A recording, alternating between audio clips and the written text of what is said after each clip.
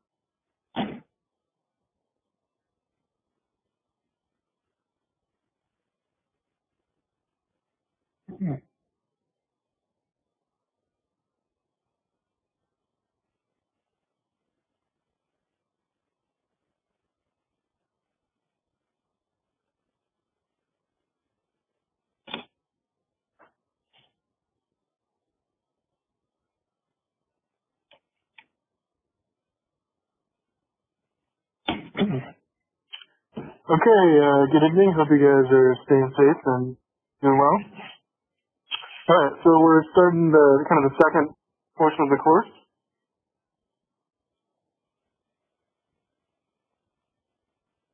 And so everything up to chapter 5 has already been due, including the homework. And so today I think all of you guys sent me your midterm via email, so I think I haven't double checked that I have everybody's, but I'm pretty sure I do. And so I'll get those graded and your scores updated sometime this week.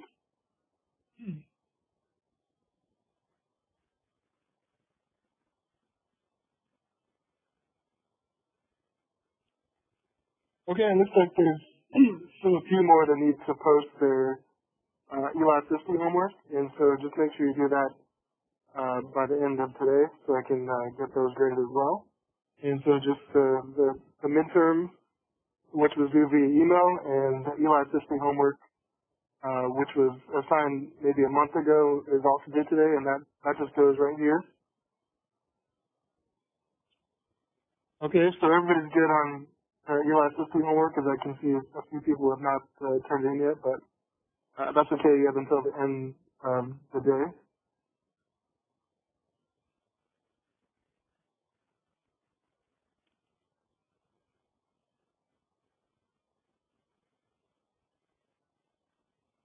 Okay, so it seems like if there's any questions on the midterm, so the midterm wasn't too bad, I think. And so the midterm and the Eli Assisting homework both due today or tonight. And so if you have any issues about those, I think most people already turned both of those things in, but yeah.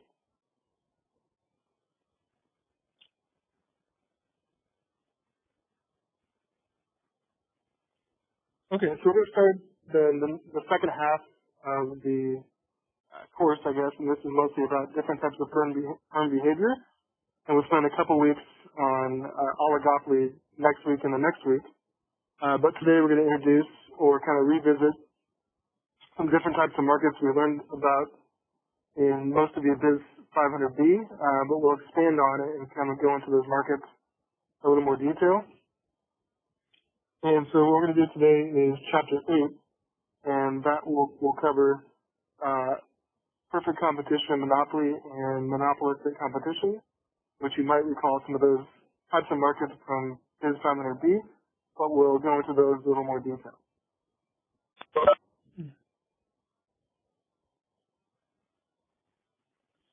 Okay, also, I'm still in the process, but you guys know that I've been recording the WebEx meetings, and you know that I've been posting on the Blackboard in that WRF format.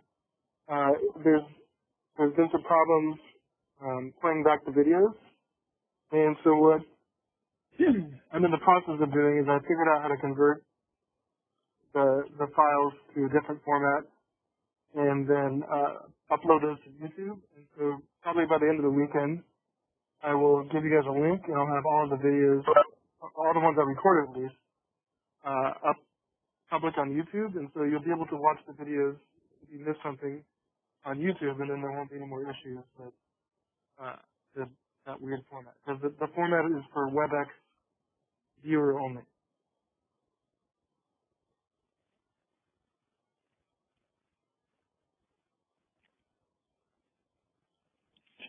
Okay, so let me write this here.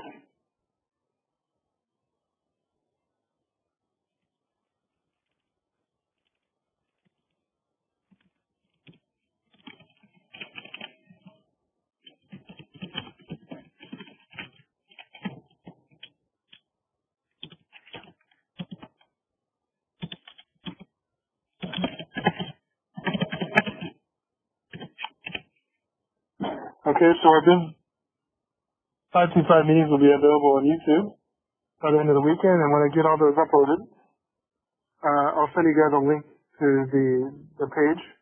And so it takes a little bit of time to convert it, but I should be able to get those up, and that way you can just go to YouTube and watch them. And you don't have to worry about the weird WRF format because a lot of students were not able to view that.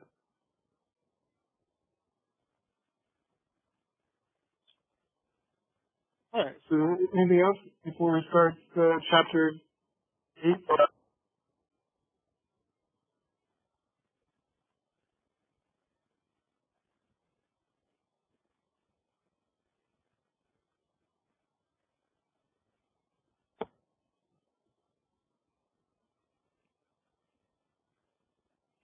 All right. So we can let's go to the PowerPoint and open up the PowerPoint for chapter 8.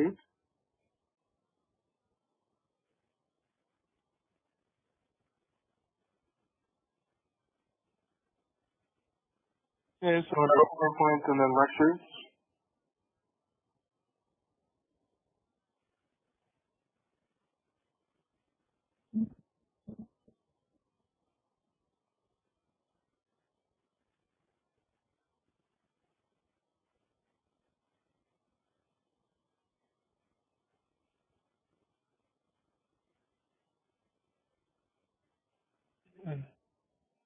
Okay, and then we'll need under chapter 5 on Blackboard, we'll need the chapter 5 Word document, so you can open that up if you like.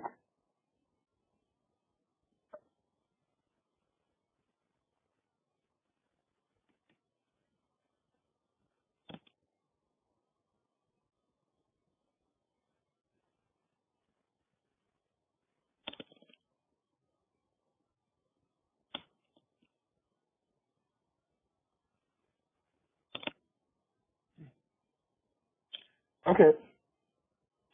So I have some optional videos that,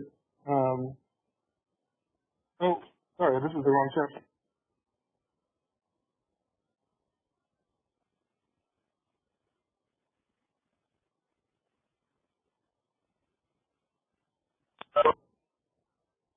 Okay, so also I sent you guys an email, but I think if you didn't see it, here are the homework solutions, or my solutions, for the homework you guys did from chapters 1 through 5. And so those are there.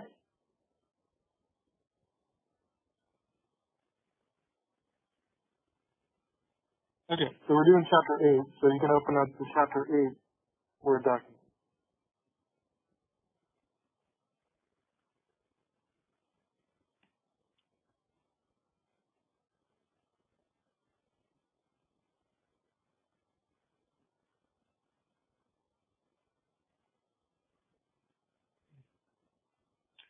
Okay, so these are the 3 types of markets we're going to revisit today. So you might be familiar with some or all of these, but we're going to look at perfect competition first. And so this is the same thing as pure competition. That might have been called that in 500B. And we'll look at monopoly, and we'll look at monopolistic competition.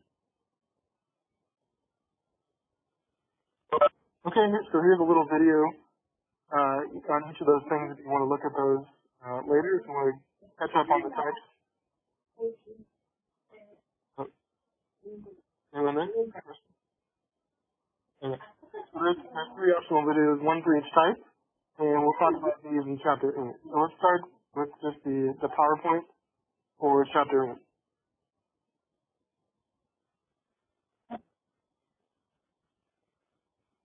Alright, so there's another video if you want to look at that, if you want some more information on different types of competitive markets.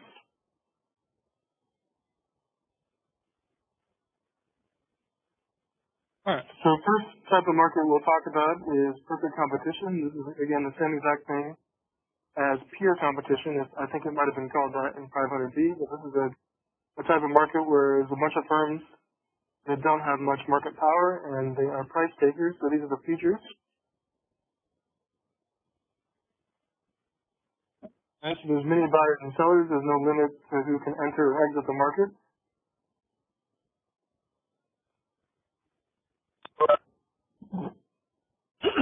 One of the key things is each firm produces a homogeneous product, and that's another way of saying that they produce perfect substitutes. So in this type of model, all the firms competing are producing the same good. It's just a matter of who can produce the cheapest.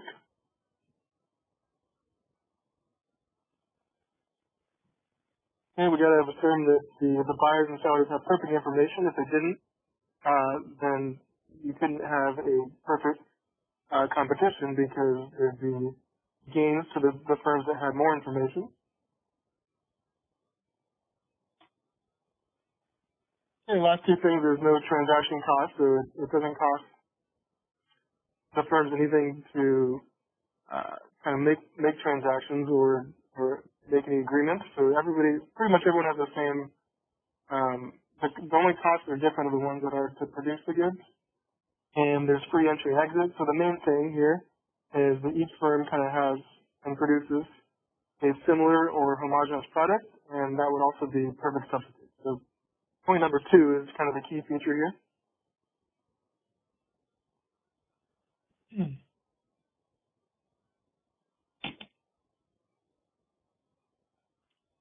All right, so this is a type of market with perfect substitutes, and this would be a market that has lots of like agricultural goods might be in this type of market, and think I've used the farmer's market example for this.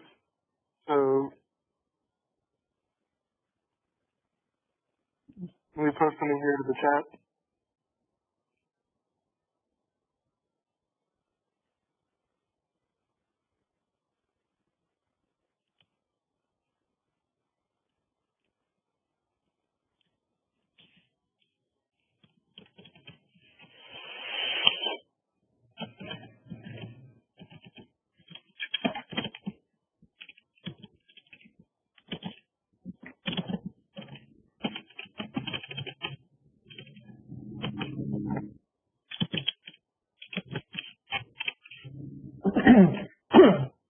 All right, so we got perfect substitutes, which is the type of goods we're looking at in perfect competition.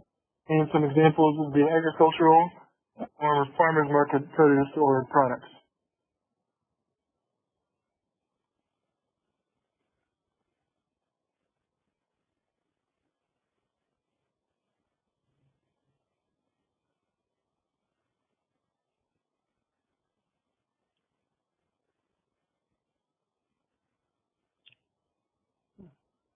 Okay, so if you recall, in each of these types of markets, we're going to look at how the firms would make their optimal decisions to best maximize their profit. And so for a competitive firm's demand under this type of market, so the demand curve for a competitive firm's product is just a horizontal line at the price. And this price is the firm's marginal revenue as well. And I'll explain this, but basically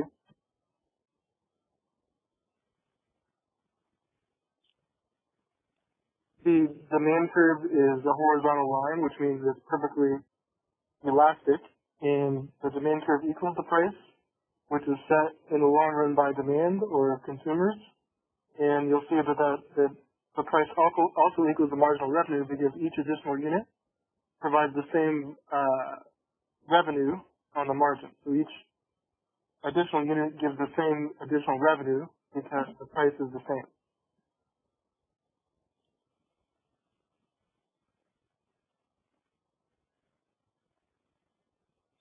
Okay, and I'll show you a graph in a minute if you need to refresh on this. The way the firm would want to maximize profit is like this. So to max profit, a perfectly competitive firm would produce the output, which equals the marginal cost in the range over which the marginal cost is increasing, and that's the situation where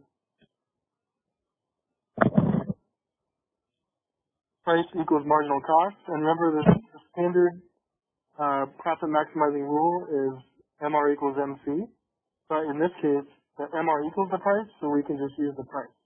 So let me post that to the chat there.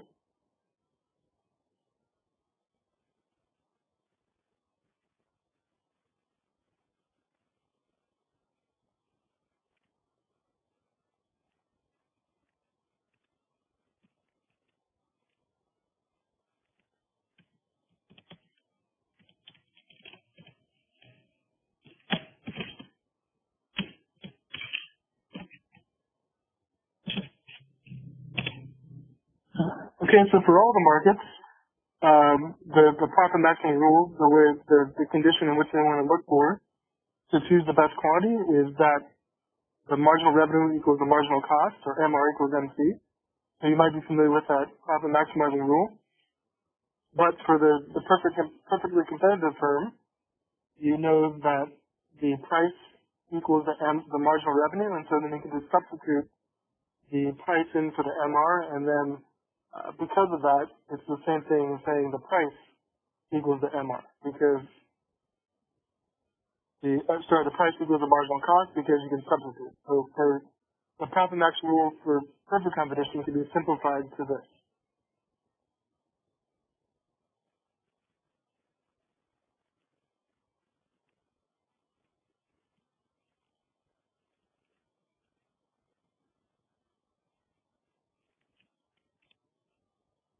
Again, that's because the price equals the marginal revenue, so you can just substitute the price in for that standard condition.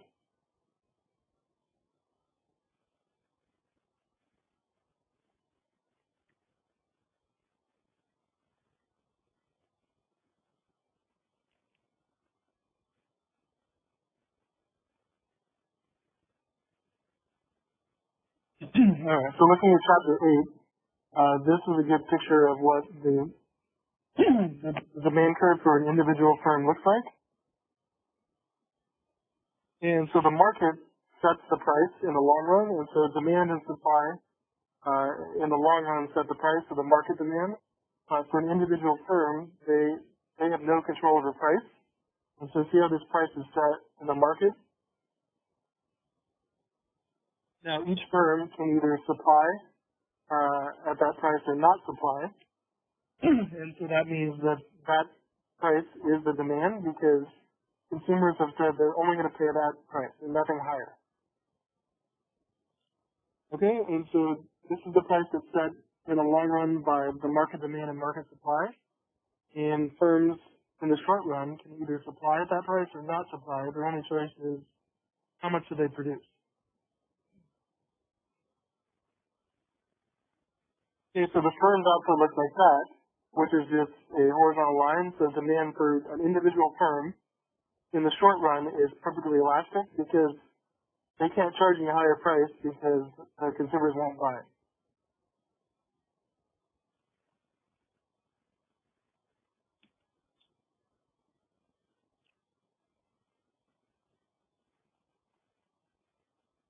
Okay, so we're about to look at the profit maximizing condition on the graph. So let me go back to the PowerPoint for a second.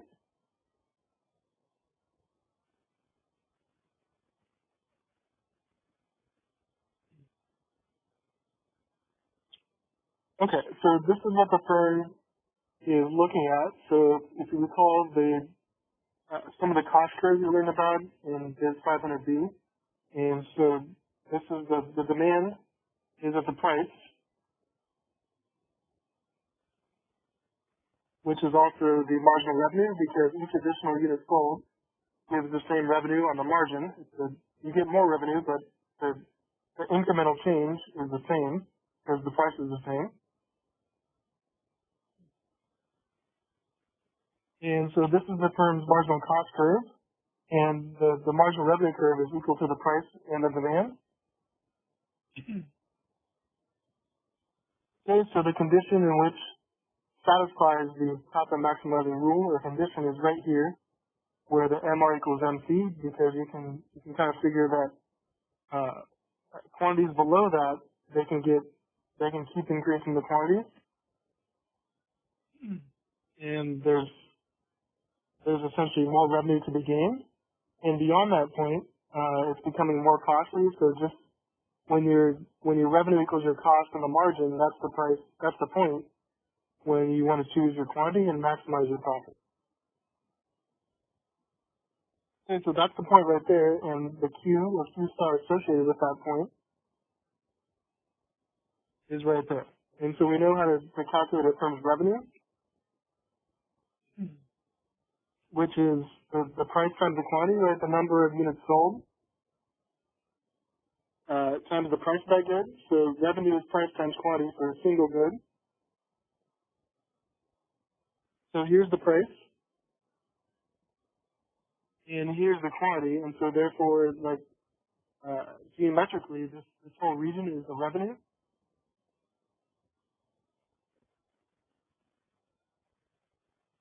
And so that that box I'm tracing right there, and then the cost is how much it would cost with that quantity. So the average total cost at that Q is right here. And so if this is the cost, you gotta take that out of your profit. And so the revenue, the whole big box minus the cost, the smaller box leaves you the remainder, which is the profit.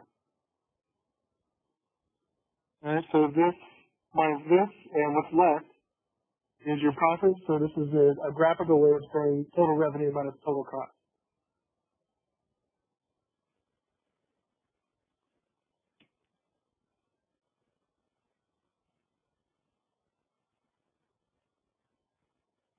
All right, let's look at an example of profit maximizing for the purely competitive firm.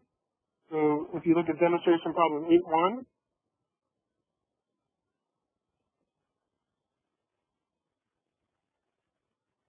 okay, and so I did this on the separate Word document, so we can look at that.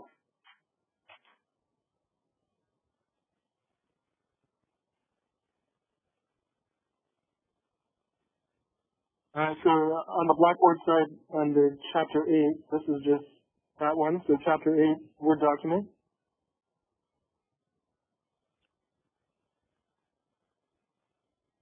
And so there's the optional videos, and then here's demonstration problem 8.1. Alright, so the cost function for a firm is given below.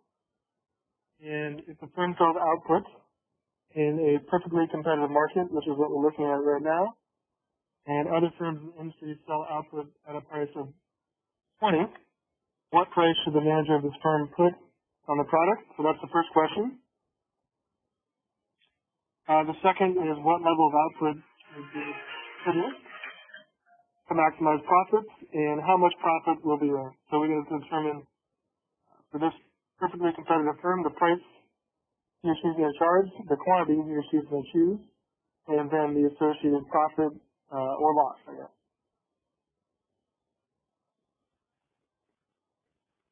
Okay, so we got a cost function right here, which is cost as a function of Q is 5 plus Q squared, so you know that 5 is the fixed cost, and the Q part, Q star, is the variable cost, because that part of cost depends on how much output is produced.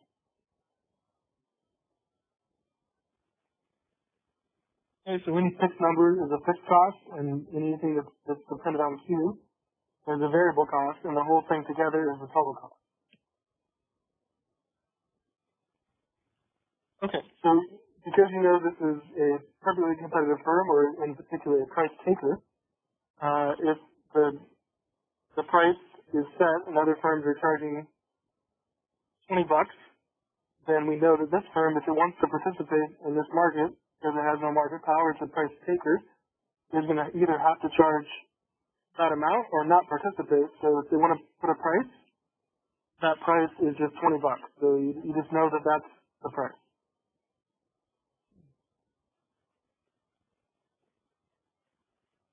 Any firm's a price taker, other firms are charging 20 bucks.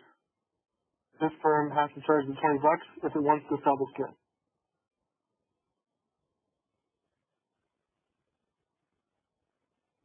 Okay, so you want to start with I just use the general profit maximizing rule for all the firms, which is this. MR equals MC. And now we know that for a perfect competition firm, that price equals demand equals MR. So we're going to plug in the price in a minute for the MR because it's equivalent in this type of market, but I like to start with the general condition. So we still need to calculate or find marginal cost based on the cost function.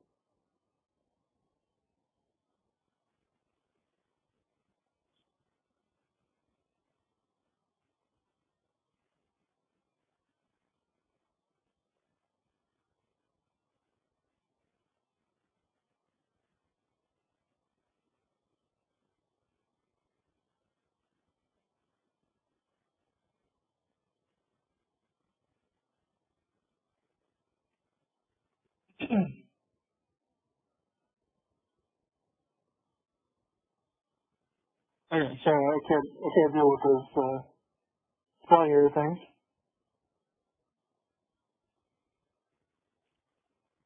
Okay, so we're back here in demonstration problem 8.1, and so this is the cost function which is given, right?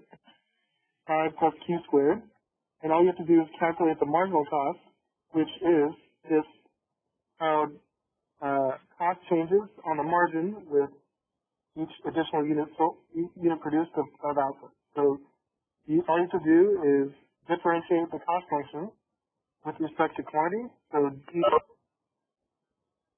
dq, so the derivative of this function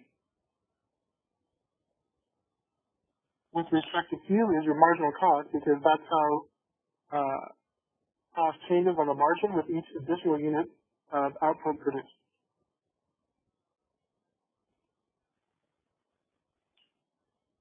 Okay, so all you have to do is differentiate that with respect to Q, and you know that the fixed cost 5 doesn't change with output, so that's a 0. But if you differentiate q squared, which is just like x squared, then the derivative is just 2q.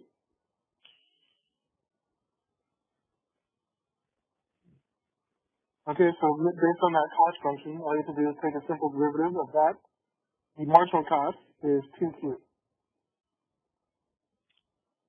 Yeah, everybody following so far?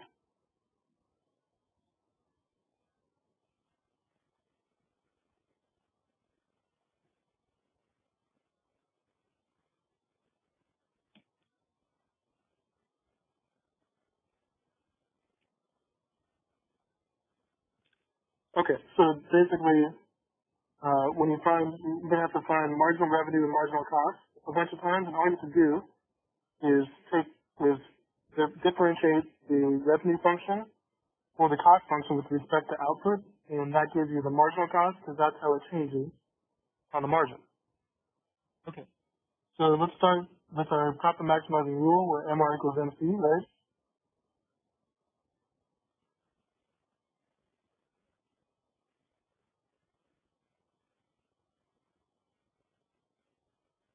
Okay, under different competition, marginal revenue just equals the price, so I just plugged it in there. So now price equals marginal cost for this type of market.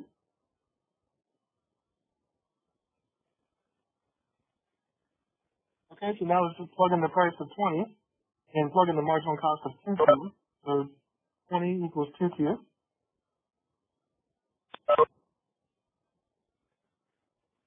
And then we're just solving for Q, so 20 divided by 2 is just 10. So our optimal output Q star is 10 units.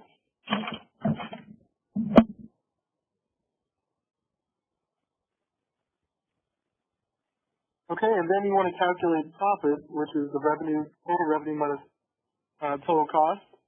And so I usually write it like this, PR minus TC.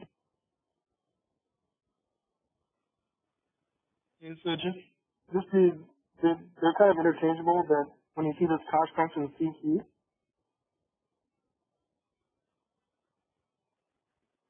that's the same thing as saying total cost. So when I say total cost, that's interchangeable with the cost function. So basically, anytime you see total cost or cost as a function of Q, it's the same thing. So think of those things as the same. If I refer to total cost, I mean the whole cost function. So basically, let me write this here.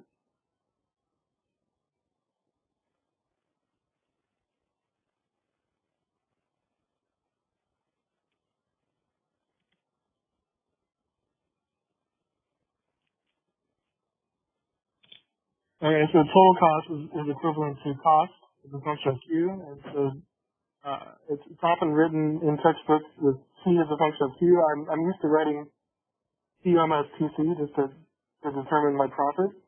And so anytime you see TC, that's equal to the cost function. That is the total cost. Okay, so profit in general is just revenue minus cost, or total revenue minus total cost. Okay, and we know the total revenue is there's only one good, so it's the price of the good times output, so price times quantity gives us the revenue. And then, like I said, the total cost is the cost function, so we'll plug in the cost function. So PR minus TC is the same as price times quantity minus the cost function, because that's the revenue and that's the cost.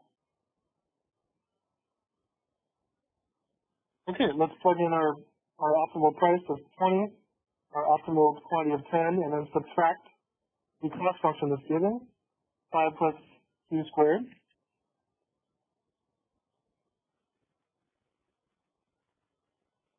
And then 20 times 10 is 200, and then minus 5, and minus the minus Q squared, which is 10 squared, so it's plugged in 10 into the cost function, and if we simplify this, we get 200 minus 5 minus 100, and that comes out to a profit of $95 at this point.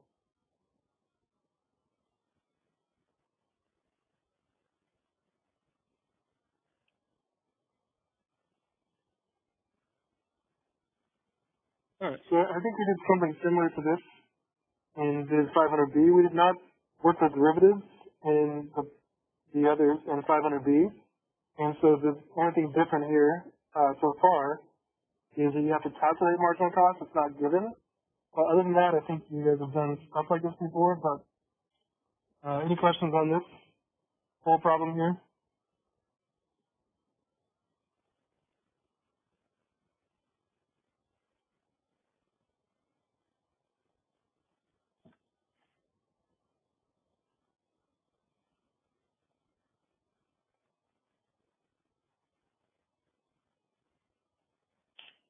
Okay.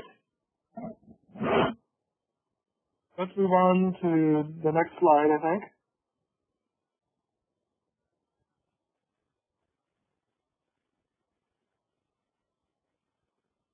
Alright, so that's a profit max for perfect competition. There's a couple of situations in which the firm either might want to shut down or might want to keep producing, but they're minimizing the losses. So there's kind of three cases that we'll look at. The best case is making a profit for the firm, which we just looked at.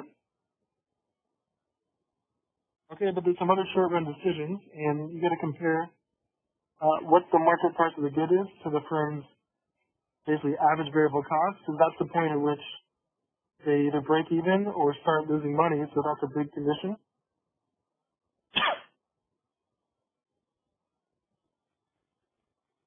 Okay, so for short run, perfectly competitive firm, actually for any firm, to maximize profits, the firm is going to produce in the range of increasing marginal costs, where price equals marginal cost, so we know that. But now we want to make sure that this condition holds, where price is greater than or equal to, I guess if it was equal to, it would just be break even. But if it's greater than average variable cost, then it's better for the firm to keep producing. And if the reverse is true,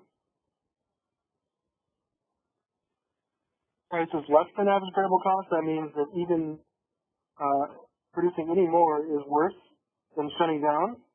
And so if that's the case, the price is too low for them to operate given their cost structure, and if price is less than average variable cost, they want to go ahead and shut down and just stop producing. Okay, so this is the cutoff where as long as price is greater than or equal to the average variable cost, they can produce and either minimize their loss or make a profit. But if price is less than that, then there's nothing they can do, and the best thing to do is just shut down. So that's the shutdown criterion.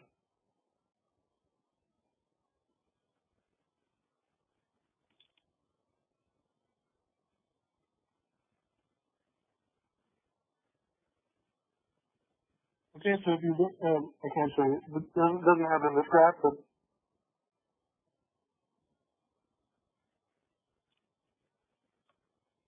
okay, this is what we're looking at. So this is the case in which figure 8.4, the firm is going to set, so we did the same thing where they find where MR equals MC.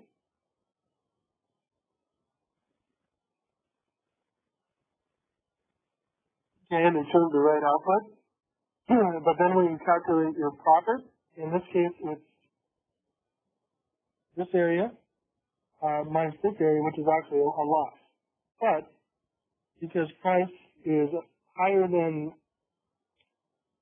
average variable cost, it's still better for them to minimize losses than to shut down because they've already paid the fixed cost. And so this is a case in which they're going to keep producing just to minimize their losses. But if price drops below that average variable cost point, then it's not even worth it to operate at all, and then they want to shut down. So where the price is in relation to your average variable cost is really what you want to look at, either graphically or just to satisfy that condition.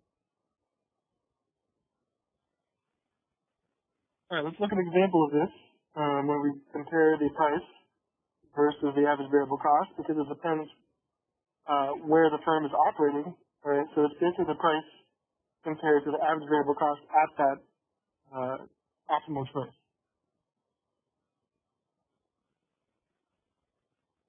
Now let's look at demonstration problem 8.2.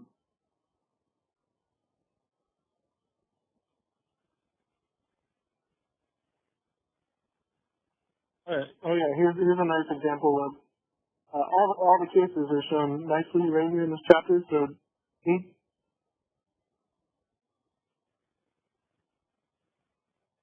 figure 8.3 was so the whole time we're looking at where price where MR equals MC and then choosing the best output, but the firm's profit, or if they get it, depends on where the price is. So here, when they choose the best quantity, they make a profit.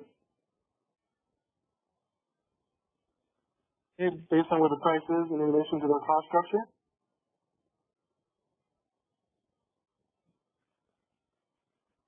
Here, based on their best quantity, they minimize losses, but they still want to keep producing. And in this third case,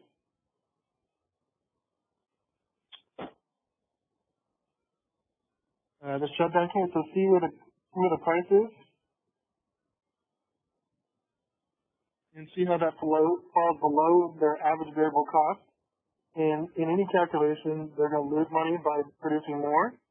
And so if the price is that low below their cost, they can't operate anymore. It's too costly.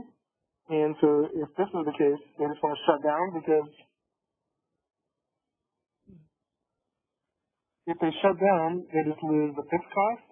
If they keep producing, they lose all this cost. So the gray area is shutting down, so they lost that. And the gray plus the pink is if they keep operating, they lose even more. So this is the case in which they want to shut down.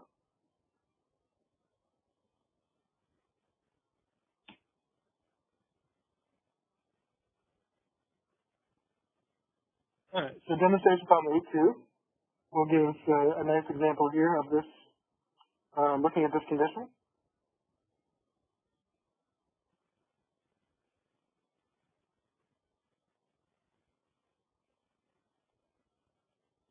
And I did that right here on the Chapter 8 Word document, demonstration problem 8.2. Go through this one. So let's suppose the cost function for a firm is given below. And if the firm sells output in a perfectly competitive market, and other firms in the industry sell the price of 10, we know they're going to price at 10, but we're going to calculate output, which is the same condition, MR equals MC. We either maximize profits or minimize losses. And let's see the level of profits or losses of the firm. What will be the level of profits or losses of the firm if it makes their decision? So here we're going to find MR equals MC. Then we're going to check and see if they should shut down or not. And then if they keep producing, we're going to calculate their profit or their loss minimization.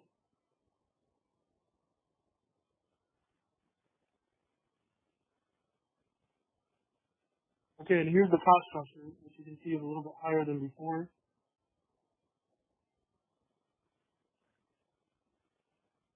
So look at the difference in the fixed cost. Before it was 5, and now it's 100, so we have a much higher fixed cost.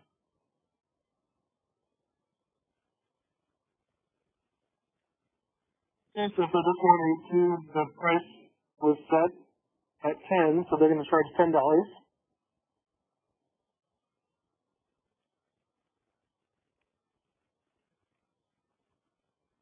Okay, so we're going to set MR equal to MC to find the best quantity. So let's first calculate marginal cost again based on the cost function. Alright, so there's the cost function, the 100 plus Q squared. If we differentiate that with respect to Q, right, derivative of that with respect to Q, you just get 2Q.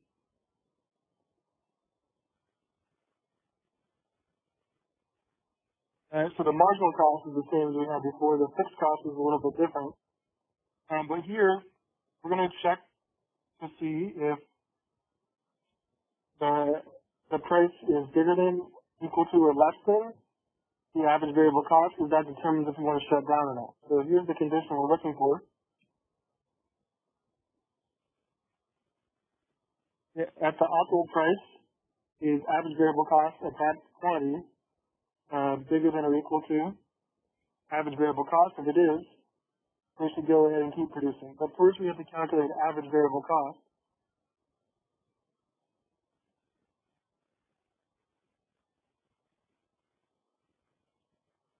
Okay, so average variable cost is just variable cost divided by Q, right? It's the variable cost on the average, we know that.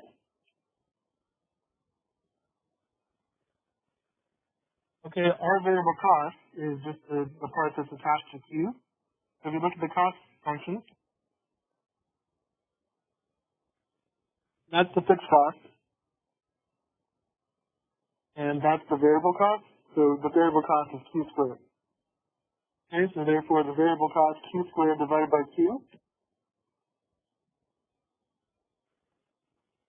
Okay, average variable cost is variable cost divided by Q. Variable cost is Q squared, so therefore Q squared divided by Q is just Q.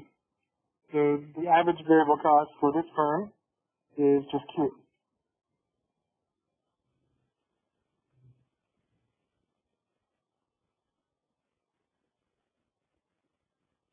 Okay, so we know that, and now we got to check and see what our optimal output is, and then see if that is a place where the firm wants to keep producing, or otherwise shut down. So let's first go back to the MR equals MC and choose our best output, Q star. Okay, profit maximizing rule, MR equals MC. For peer competition, price equals marginal revenue. So let's plug in the price there. Okay, let's plug in our price of 10 and our marginal cost of 2Q. Alright, then we're just solving for Q, 10 divided by 2.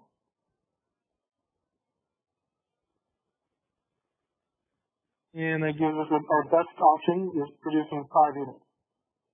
Alright, so regardless of if we shut down or not, we have to find the best case, because if it's the best case, we want to shut down, then there's no other decisions to make. So our best number of units, no matter what, is 5. And let's see if the price is bigger than the average variable cost at 5 units. Okay, so we're checking there the shutdown condition. Alright, let's see if price is bigger than average variable cost at Q star. So the price Q star is 10.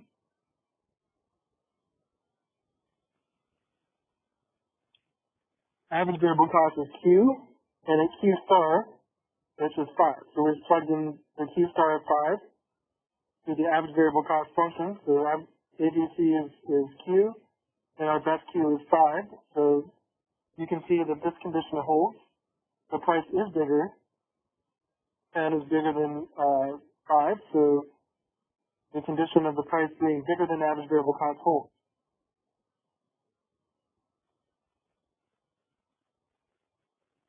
Alright, so because of that, the firm should keep producing, and we have to calculate the profit or losses first to make the latter statement, but we know for sure that it's best to keep producing.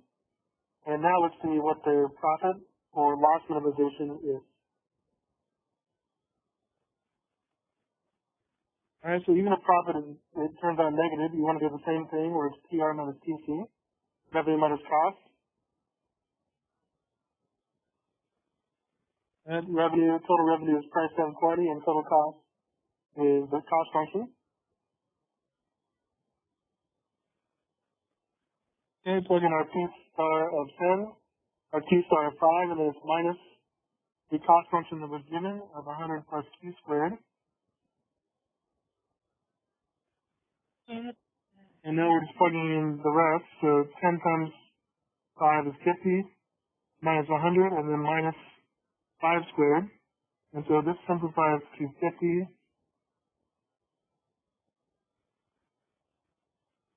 minus 100 minus 25, which altogether, if you put that in summation, you should get negative 75.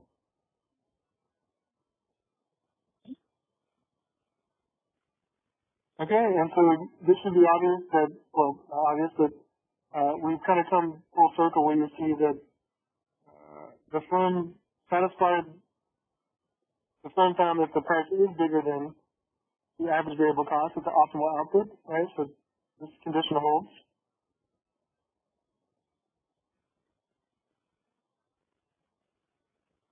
Okay, and they're going to keep producing and earn that. And, all right, so you can see that that's, I mean, if they minimize losses at negative 75, that's better than the case of shutting down, because, so what would their losses be if they shut down?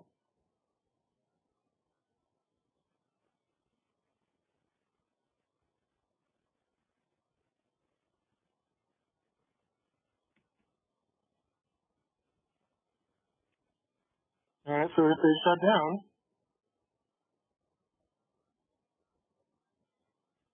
that means their cost only depends, there's Q is zero, right? If they shut down, there's no output. But if they shut down, they lose the fixed cost of 100. So that's worse than losing 75. So minimizing losses of 75 is better than just shutting down and losing 100. So you can compare that your answer makes sense, but you're minimizing losses, and that's better because at least it covers the fixed cost.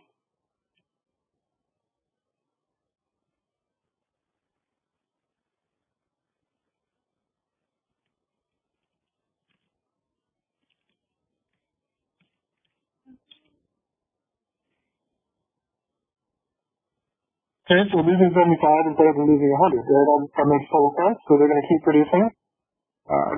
Not great for the firm. They're losing 75, but at least it's better than just suffering the fixed cost. So this is a keep producing and minimize losses case.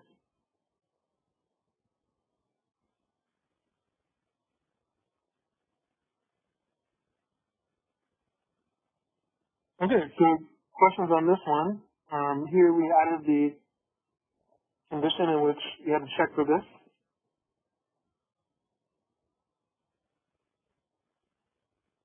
Okay, so the difference, the things here we did differently or added were you got to calculate the average variable cost and then check if you should keep producing,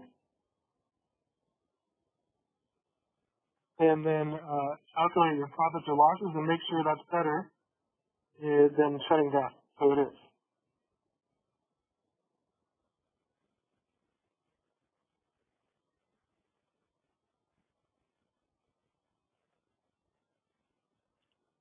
All right.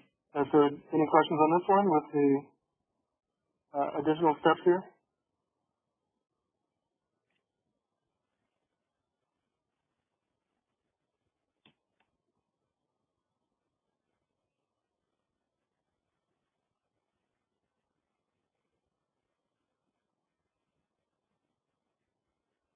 Okay, let's continue with the PowerPoint. We're going on to slide 8.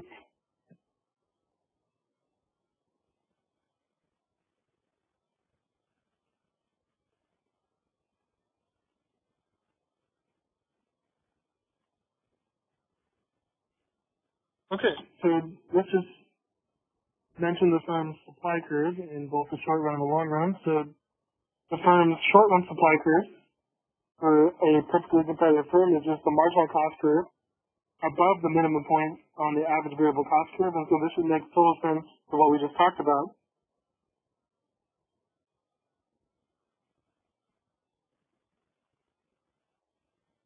Okay, so we just said the firm wants to keep producing as long as the price is above the average variable cost. So that's this point. So any price above that, they're going to produce or supply, right? So then this pink line is their supply curve because they're going to keep producing at any price above this. Now, any price below that, they're going to shut down. And so if they're shutting down, they're not producing, they're not supplying. So that's not part of their supply curve because any price below this, where the mouse is, they're shutting down. Any price above it, they're producing. So the supply curve is only the part where they're producing. And anything below that, there's no supply for this firm, so they're shutting down. Okay, so therefore the short run marginal cost curve for a single firm is only the short run supply curve is only the marginal cost curve above the average variable cost curve.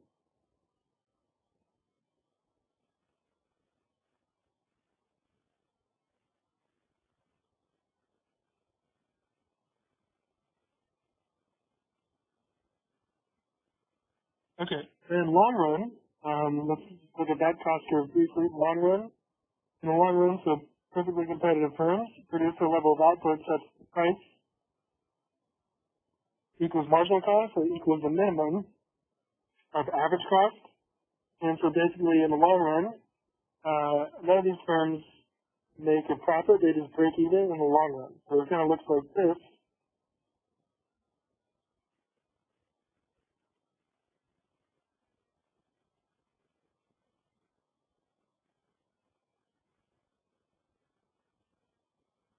Alright, so here's the long run price adjustment. So the price can change, but it takes demand adjustments in the full market in the long run.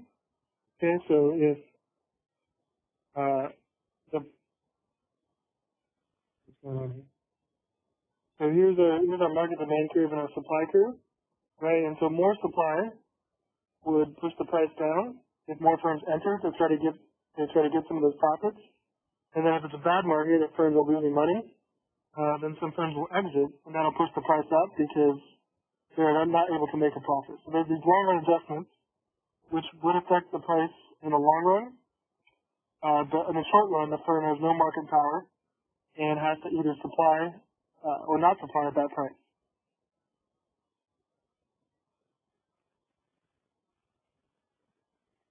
Okay, and the long run supply curve looks like this. Or long run equilibrium, sorry.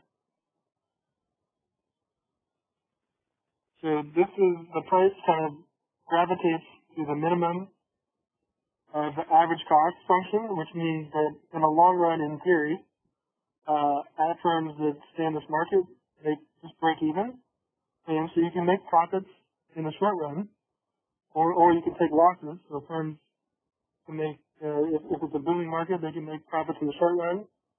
Or if it's a bad market, they can take losses in the short run. But in the long run, because there's no barriers to entry or exit, and there's perfect information, what that would mean is in the long run that no firm would make anything but a break-even profit.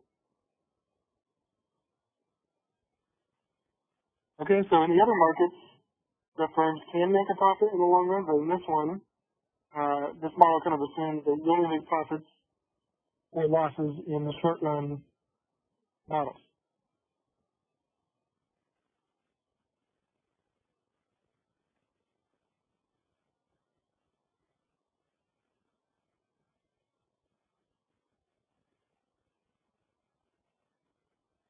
Alright, so next market is monopoly. Okay, so we've learned about this before, but this is a market in which, so this is we just talked about a market in which there's a bunch of firms with no market power, and now we have one firm with all the market power. So there's one firm, a single firm serves an entire market for this good or service, which has no close substitutes, and that determines a monopoly because there's no other sellers that compete.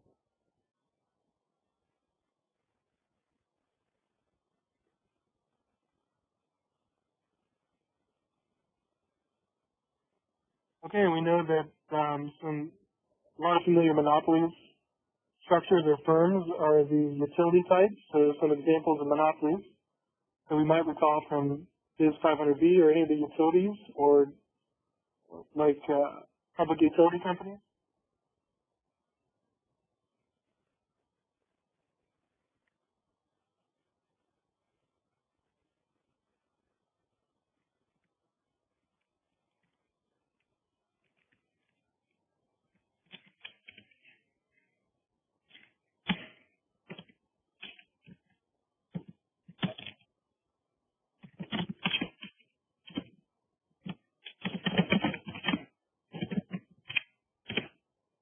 So examples of monopolies or pure monopolies are most of the utility companies. Those are usually public monopolies, where your electric company, your gas company, your water company, or your trash company usually are just the only provider that you can get for those services anyway. There's no other options. They have the whole market, and so pretty much most of the time, those types of firms are natural or monopolies.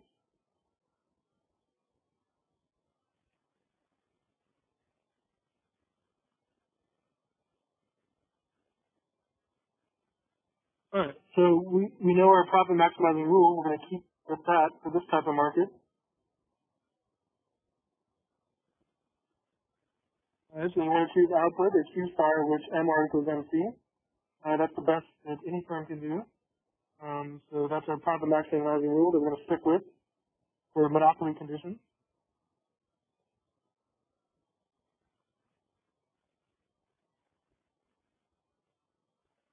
Okay, but the difference here compared to the perfect competition is that the monopoly gets to set the price. They're not just price takers, they're price makers because they're in complete control of this market. And so therefore they can charge whatever price they want, but the price they want to charge, if they can, is they choose their output first, Q star, and then given the demand curve, what would the market pay for that output, and that's the price they should put on their goods. Okay, so all they're going to do is when they choose Q star or QM on this slide that maximizes profits, then the monopoly price or the best price is the price in the demand curve that corresponds to those Q star units. All right, so you find Q star and you plug it into the demand curve, and that's the best price the monopoly would like to charge.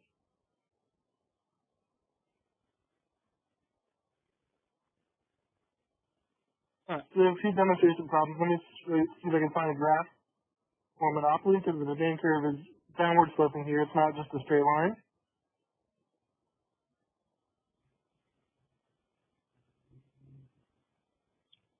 Okay, so the market demand is the individual monopoly's demand because there's only one firm, so the monopoly gets the whole market.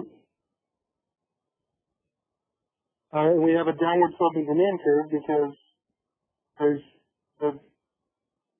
the monopoly can charge, or the consumers would pay different prices for this good, right? And so the monopoly faces a downward sloping demand curve, which is a lot different from the perfect competition firm because what their demand is dependent on what they charge.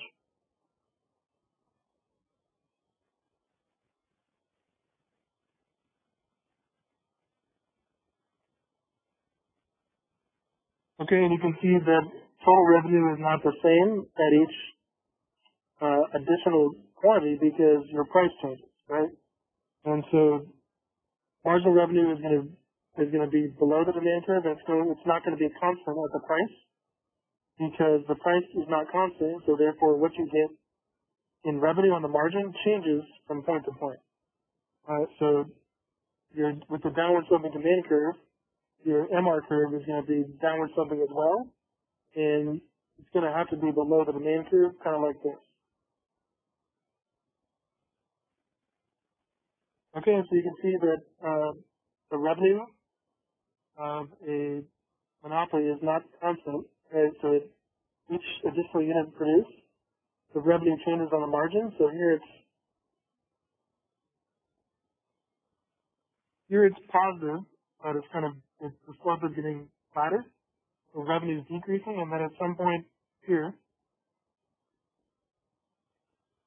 by producing additional units, the firm gets negative returns on the margin.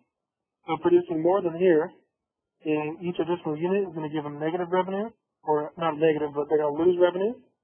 And so when your marginal revenue is negative, right, each unit gives you less revenue, that's probably when you want to stop producing more units because it's not very profit maximizing on the margin if you're losing revenue for each additional unit produced. So you want to produce in the range in which revenue is positive on the margin.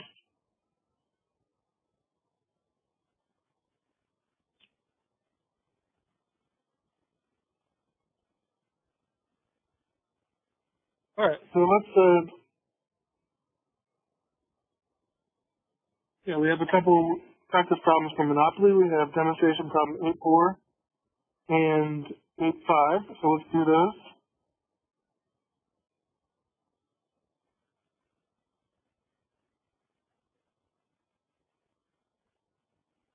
All right, so 8.4 is right there, but I did that one on the Word document, so we can go through that example.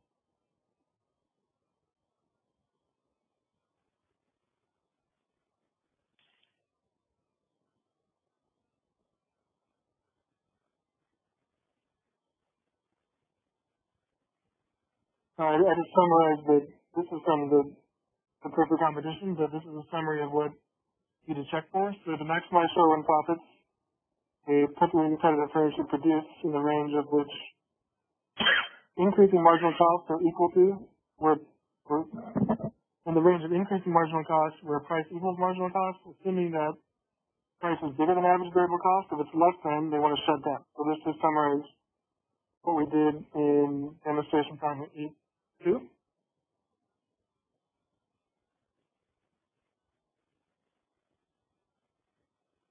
Yeah, but now we're on to Monopoly and demonstration problem 8.4.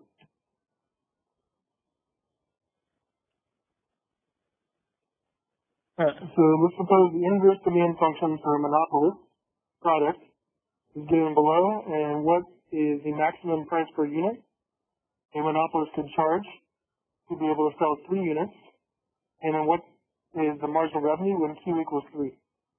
So we just start with this demand function, 10, price equals 10 minus 2Q. So there's a negative relationship between price and quantity, which is standard.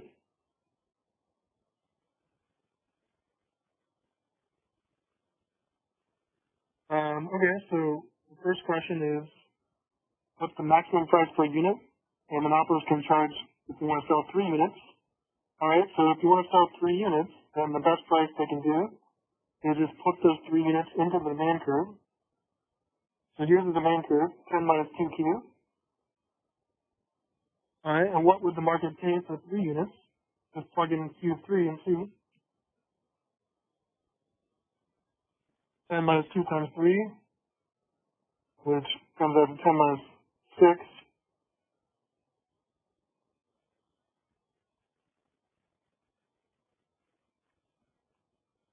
Alright, and so given that demand function and an output of 3, then the price the monopolist should charge is $4, because that's what the market would pay for a Q of 3. So just plug in the output into the demand function, and that's the price they should charge.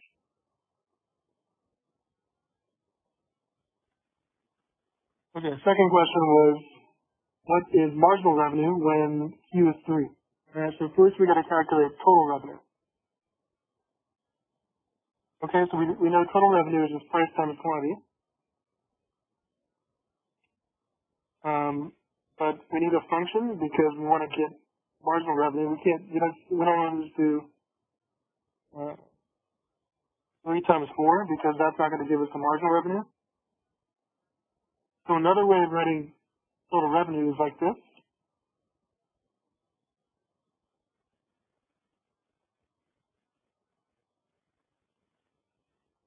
Alright, so total revenue is price times quantity, right? So price is 10 minus 2Q from the demand function, and then just multiply that by Q. Okay, so for your price times quantity relationship, you're just plugging in P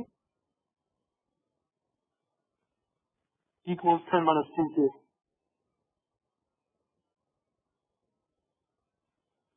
Alright, so price times quantity, this is price, this part, and then just multiply it by Q. So price times Q, multiply this out is 10 times Q is 10Q minus 2Q squared. Alright, so this is how you could write the total revenue function based on the demand function.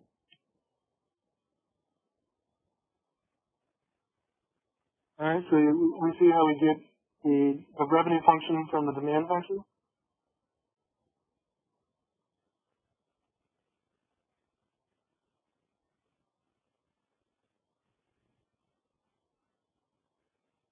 Okay, and then you want to get the marginal revenue function, which is just how revenue changes when output changes by 1 unit. So that's just to get the marginal function, just differentiate the revenue function with respect to Q. So differentiate this with respect to Q. So MR is DTR dQ.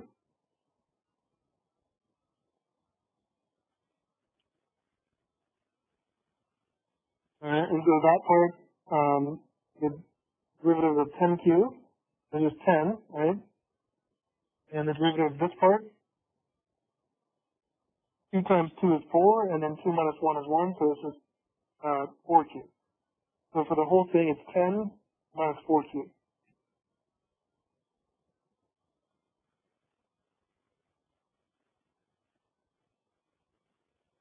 Okay, so that is the MR function, and the question is, what is MR when Q is 3? So now that we have the function, let's just plug in a Q of 3. So MR 3 equals 10 minus 4 times a Q of 3, which is 10 minus 12, which is negative 2. So if we go back to that graph that we saw, then we'd be somewhere in this point.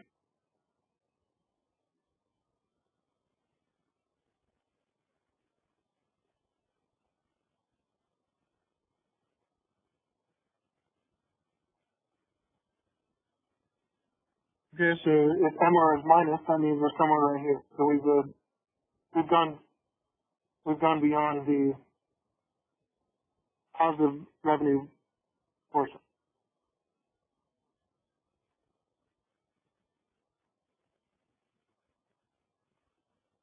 Okay, so mostly what I want you guys to see here is how to get the total revenue function and then the marginal revenue function. So any questions on number demonstration problem 8-4?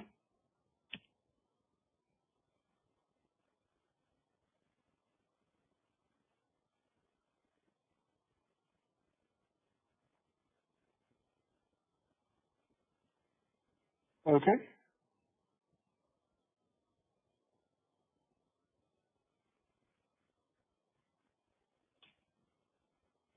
Okay, so we got one more to do, which is demonstration problem, or not one more right here, but we have a few more to do, but one more in the same section, 8-5. So let me just scroll into that one.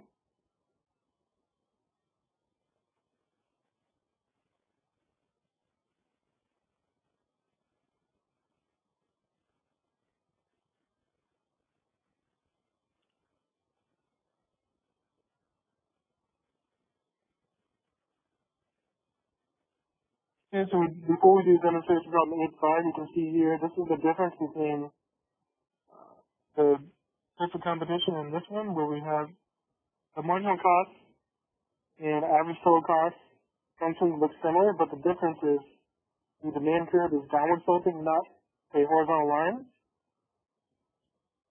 and the marginal revenue function is downward sloping below the demand curve. So the big difference between all the markets and perfect competition is the demand curve is downward sloping, not a horizontal line, and that's because the price depends. I mean, the monopolists can charge different prices. They're not just forced to sell at that same price. Okay, so here's your downward sloping demand curve.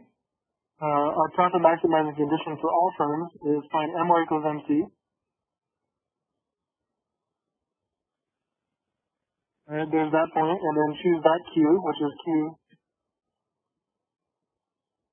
QM for monopoly or Q star. Okay, so we know how to do that. And then the price we want to charge is take that output, QM, and put it into the demand curve. So you go up to the demand curve. Alright, so with QM, that's the price. So that's the price we're going to charge. Okay? And then our profits, our price times quantity, this whole region minus the cost, average total cost at that output. So minus this. So this minus this gives us a profit of that pink box.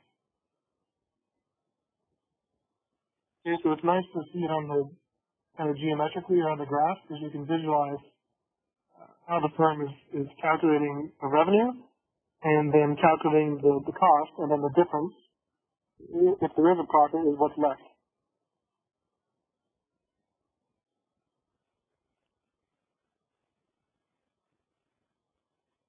All right, let's do the demonstration problem 8.5. In this one, we're going to do the same profit max process, except we have an extra step, which is to figure out the price by looking at the demand function, because the monopolist gets to set the price at the best condition, not just take the price.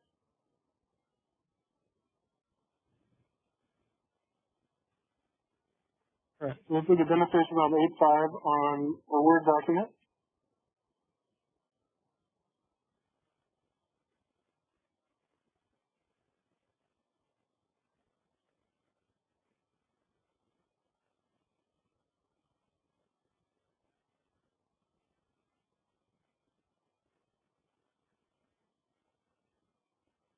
Okay, I'm gonna pour some more coffee in my cup. I'll be right back in 30 seconds.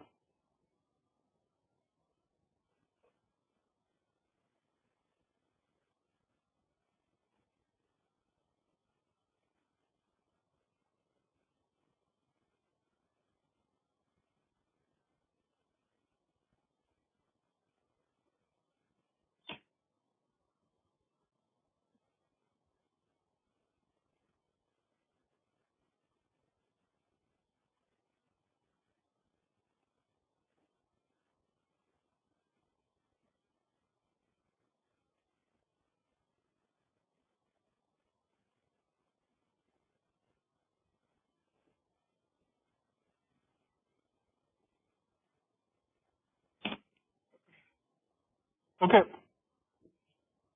so demonstration problem 8.5 is right here on the Word document.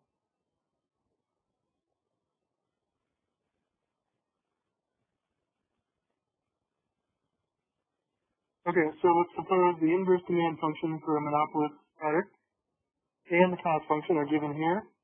And let's determine the profit maximizing price, quantity, and profits for this monopoly. So now we have a demand function and the cost function.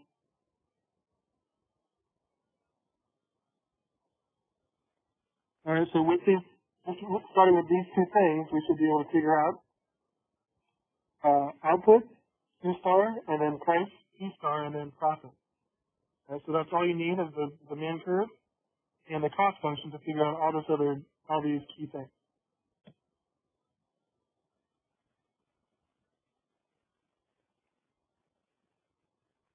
All right, so there's our condition we want to satisfy, where MR equals MC, right? That's our profit maximizing rule. Always start with that. First, we got to find MR, and we got to find MC before we can do that. Okay, total revenue. TR is just price times quantity.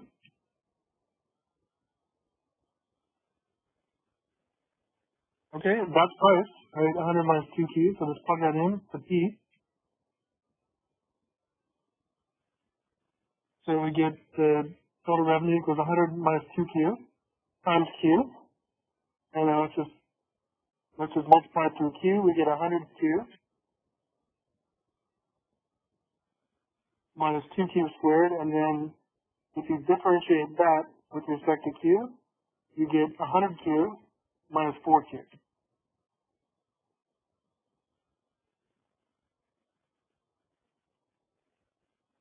Okay, so the derivative of that with respect to Q is 100 minus 4Q, which is the marginal revenue. Okay, now we're going to use marginal cost, and the cost function is given 10 plus 2Q.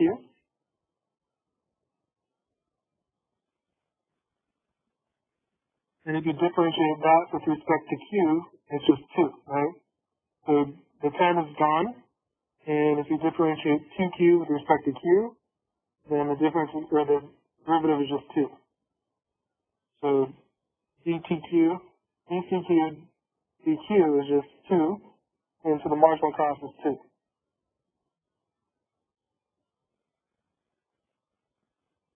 Alright, so make sure you know how to get the MR and MC from the cost function and from the revenue function. And if you got those, now you're going to set them equal because that's the best that we can do as a monopolist is set MR equals MC and find Q star.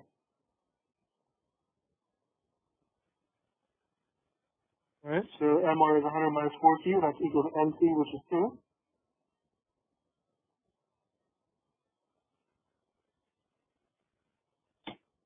Alright, we're solving for Q, so if you bring 4Q to one side and subtract 2 from both sides, you get 4Q equals 98.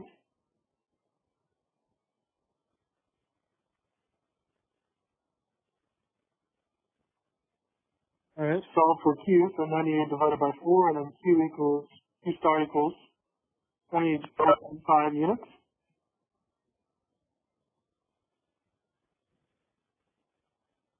Okay, now we have to determine the price. And to determine the price, just look at the demand function and plug in your Q star, right?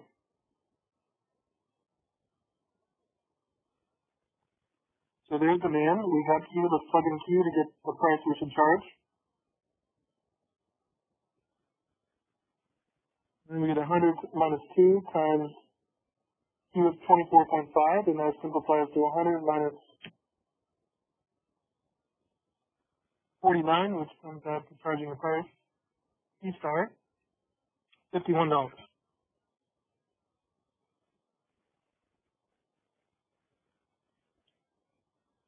Okay, and part C, part C is just to get the revenue. We've done this a bunch of times, but profit is total revenue minus total cost.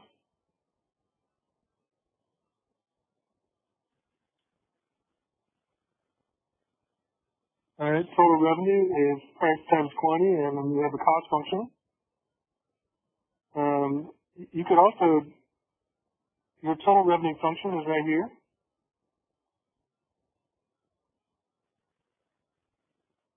So I suppose you could just plug in the Q, or use that total revenue function and put in Q star. But it looks like there's a little more math involved there, so I think it's easier just to do price times quantity, but I just know that both things would work.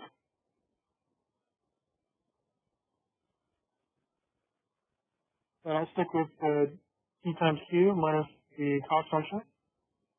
And if you plug in the price of 51 and the Q's of 24.5, and subtract the cost function of 10 plus 2Q and plug in that last Q. Okay, so 51 times 24.5 is 1,249.5 minus the fixed cost of 10 minus 2 times a Q of 24.5, and then all we gotta do is do the rest of the math. 1,249.5 minus 10 minus 49 comes out to a profit of 1,190 and 50 cents.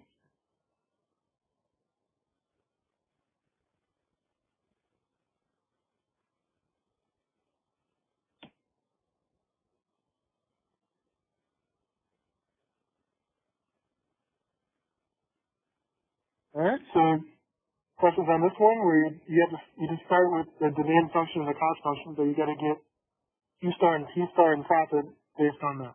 So you see how to do that?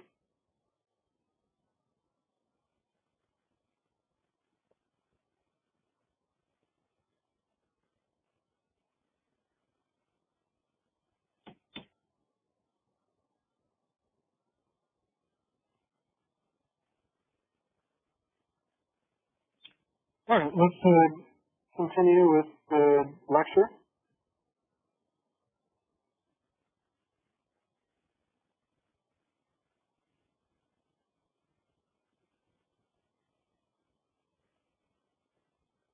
Alright, the last type of market we'll talk about in this chapter is monopolistic competition.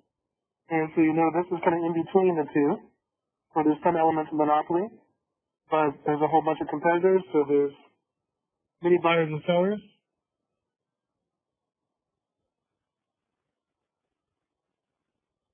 Each firm produces a differentiated product and there's free entry and exit, but the key thing is this. Alright, so the firms are producing products which are similar but different, so there might be some features.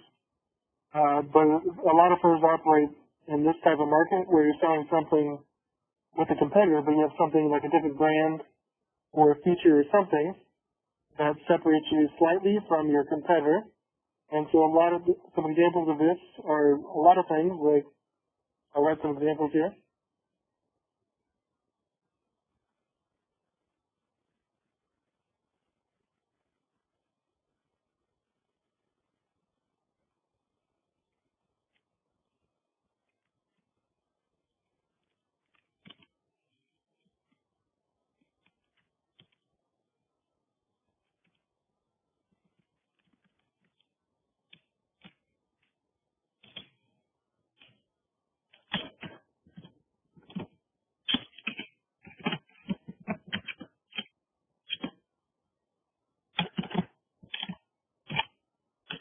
Alright, so there's a bunch of different things I listed a few that might work here.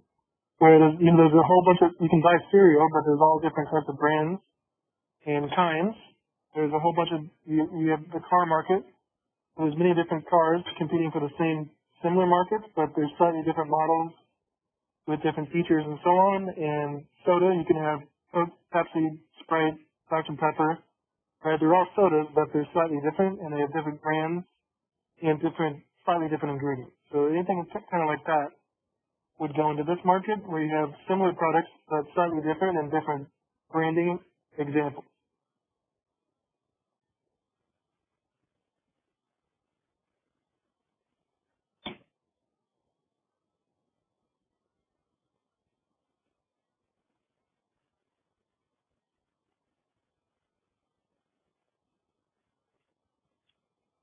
Alright, so the rest of this just mentions different types of advertising, which we're not going to talk about too much. So there's comparative advertising where you're trying to increase demand by saying your product is different, so what are the features that set your product apart? What kind of brand loyalty do you have so you can get customers by selling them on features or by just selling them on a brand? So a lot of times you get customers who only buy a certain brand. So either of those advertising goals are nice for the firm.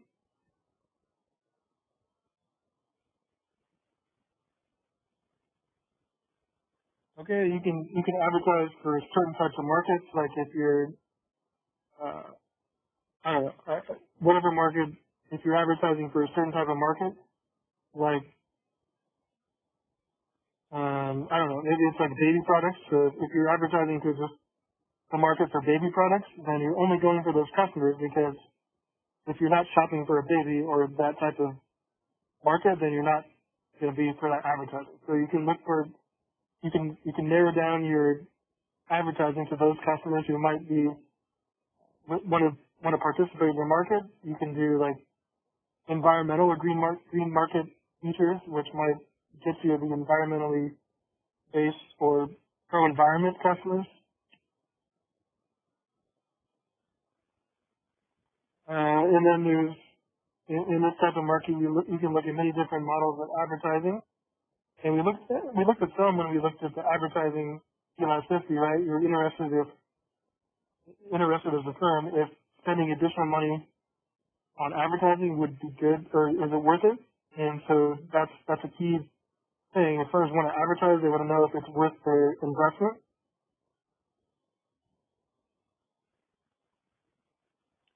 So some textbook arguments for advertising is it gives credibility to your company or your product. It gets information across and so on. So it tells the customer you have a budget to advertise. But some arguments against it are you can be spreading misleading information. You can be trying to just give the information that would, essentially trick the customer into buying the product. So there's advertising is a big thing. and there's arguments for and against it. You can look at kind of the pros and cons of both.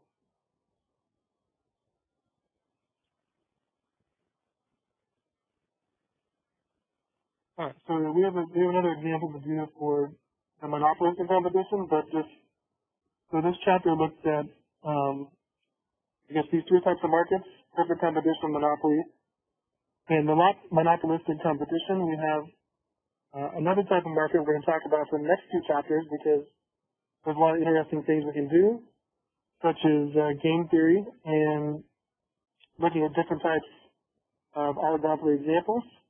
And so chapter 9 and chapter 10, we're going to start next time.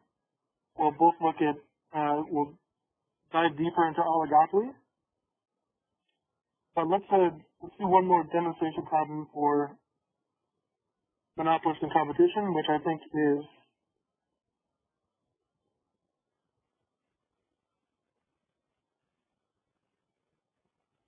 demonstration problem 8.7 in chapter 8.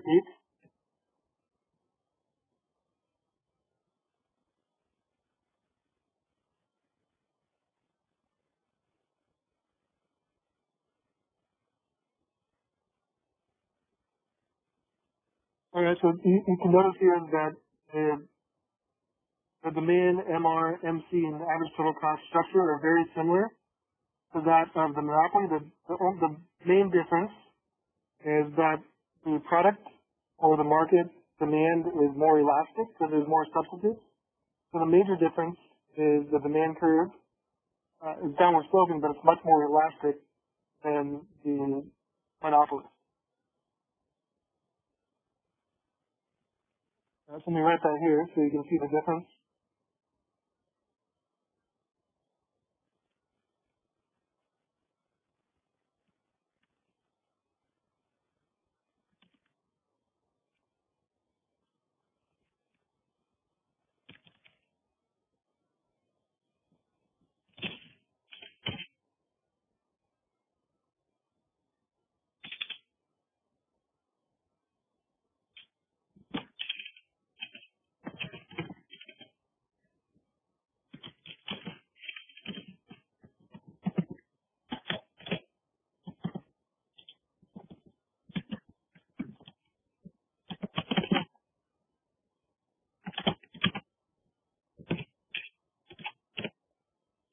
Alright, so the demand curve for monopolistic competition is much more elastic or flatter compared to monopoly. So,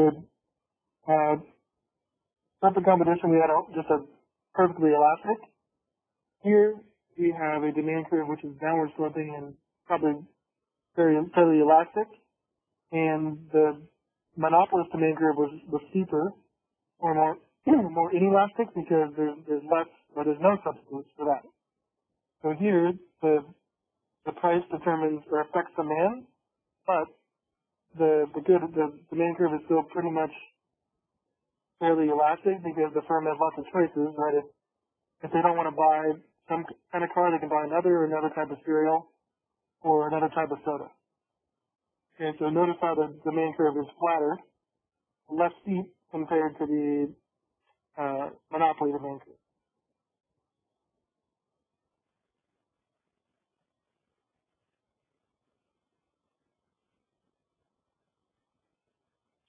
Okay, now let's do demonstration problem 8.7.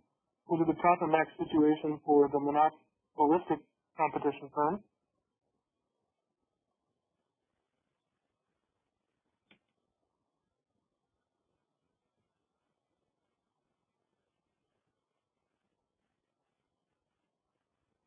All right, so this is similar to the monopoly, but let's do it for this firm. So demonstration problem 8.7. Suppose the inverse demand function for a monopolistically competitive firm's product and the cost function are given below.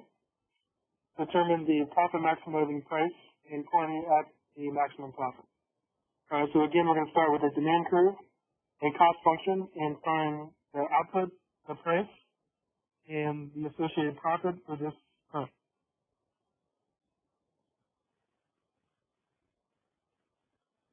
So we're trying to get to the MR equals MC, but we got to find those things first. We'll start with revenue. Okay, total revenue is price times 1, you know that, and price is here, 100 minus 2Q.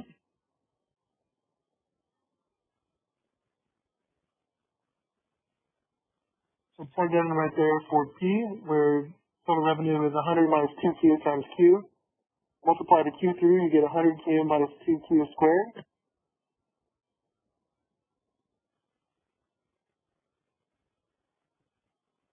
And if you differentiate that with respect to Q, you get 100 minus 4Q. That's the same thing we had before? Yeah, it is. Alright, the cost function is 5 plus 2Q. If you differentiate that with respect to Q, so derivative of that with respect to Q is marginal cost. So marginal cost is just 2.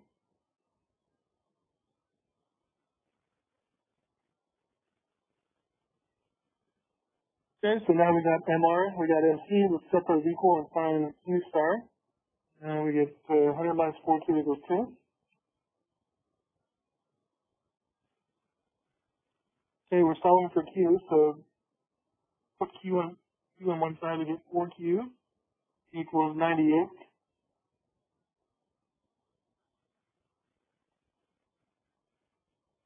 Alright, divide by 4, we get Q equals 98 divided by 4, and that comes out to 24.5 units.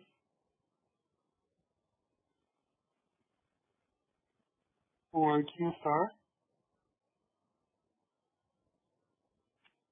And now you gotta find the price to charge for this monopolistically competitive firm. And to do that, just plug in the Q star into the demand function. And there's the demand function. P equals 100 minus 2Q. Let's plug in our Q star so that we get 100 minus 2 times 24.5. And that simplifies to 100 minus 49, which gives us a P star of $51.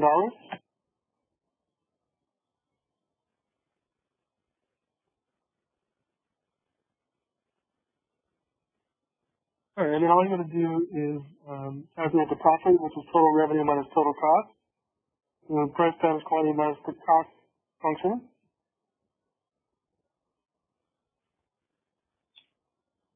And plug in Q star of 51 and Q star of 24.5, and then subtract the cost function of 25 plus 2Q squared is our cost function.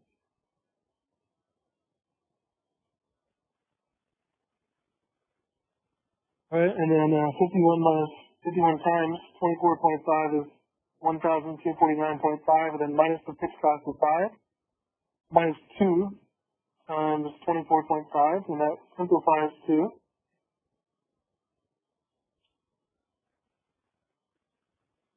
1,249.5 minus 5 minus 49, and we get a profit for this firm of 1,195 and 50 cents.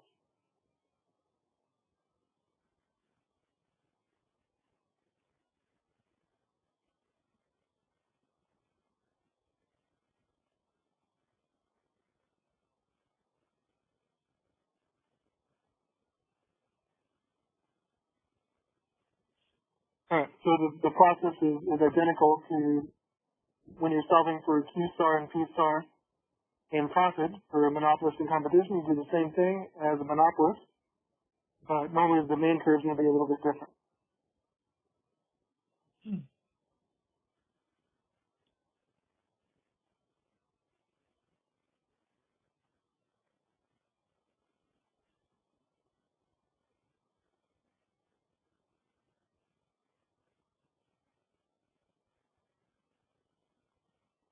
Alright, so we're about done with these examples. Any questions on the problems for perfect competition, monopoly, or monopolistic competition?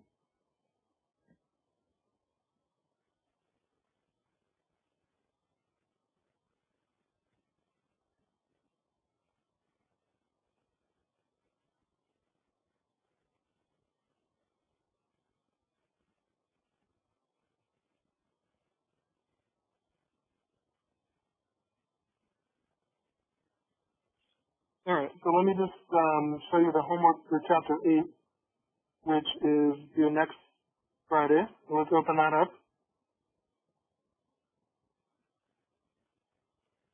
All right, so under Chapter 8, the homework Chapter 8, you can open that up.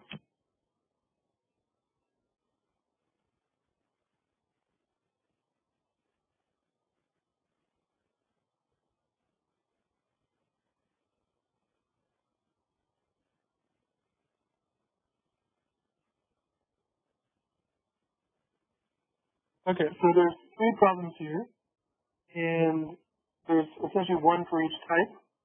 I didn't tell you the type of market because I wanted you to identify it based on the example. And so for each of these, you're going to find quantity, you're going to find price, you're going to maximize profit or minimize loss, and you're also going to check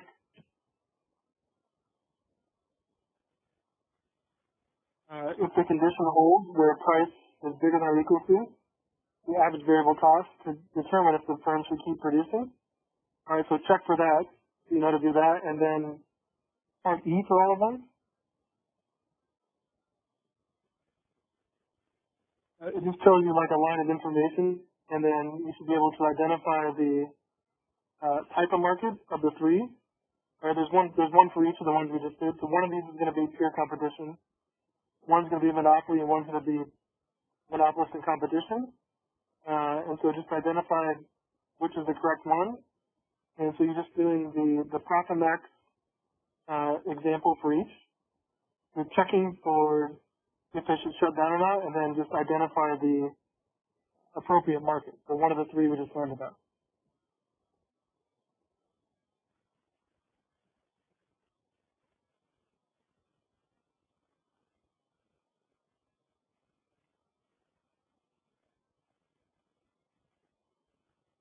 Okay, so any questions on what you need to do?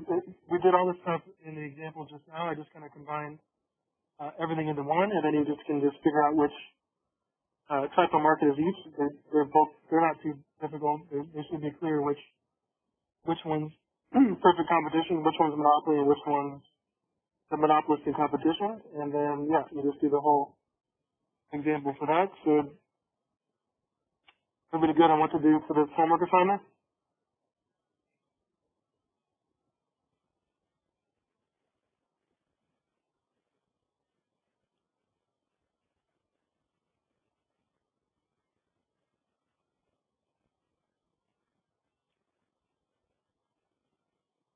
Okay, so the homework assignment, this one for Chapter 8 is due next Friday, May 8th, and just put that into the discussion forum for that one.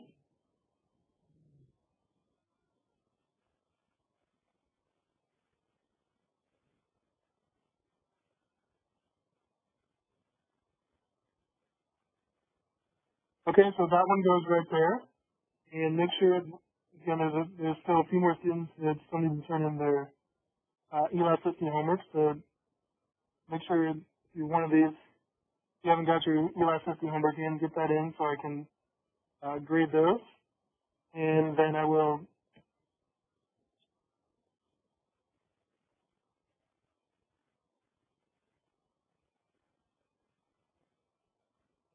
okay, and then I will once I make sure that all the midterms are in, I will get those graded this week, and I'll post your grades for the midterm, and I'll post the solutions for the midterm on Blackboard before next meeting. And then, like I said, I'm also in the process of putting all the videos, including this one, public on YouTube, so you can look at anything you missed or want to see again. And that should be easier than trying to use the files that are posted on Blackboard, because a lot of students seems like they cannot access or open these ones.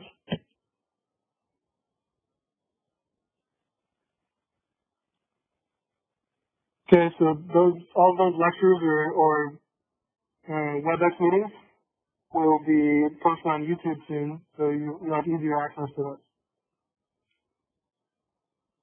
Okay, so anything else tonight before we finish up?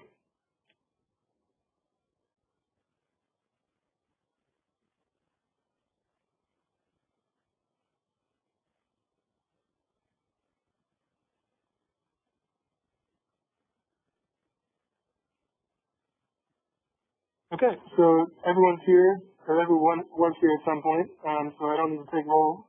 Everybody's good for attendance. If you have any questions about the midterm or the electricity homework, most people already turned it in, but if you have any questions, let me know. If not, the only thing you have to do is chapter 8 homework to next week. And yeah, so that's it for tonight.